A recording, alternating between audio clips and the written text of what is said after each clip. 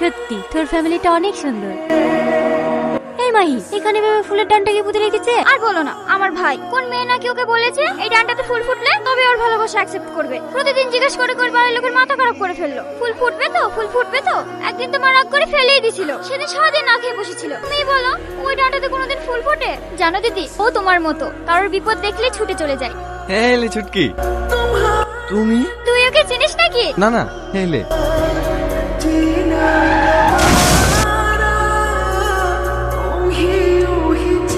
মা, তোমাকে বারবার বারণ করলাম বাজারে যাও না, বাজারে যাও না।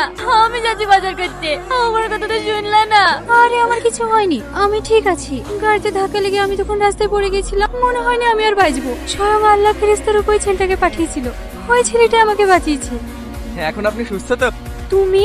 এটা তোমার মা? তোরা দুজনকে আগে থেকে চিনিস? হ্যাঁ মা, আমি ওকে ভালোবাসি। ও, তুই ওকে ভালোবাসিস? আরে আরে, তুমি কেন উঠছো? আরাম করো। এত সুন্দর খুশির খবর শুনে শুয়ে থাকা যায়? আজ আমি ভীষণ খুশি। আমি হসপিটাল থেকে ছুটি নিয়ে ওর বাড়ি যাবো তোদের বিয়ের কথা বলতে। আমার গোলাপের ডান্ডাতে কিন্তু এখনো ফুল ফোটেনি। তো কি হয়েছে, তুমি আমার মনে ফুল ফুটিয়েছো।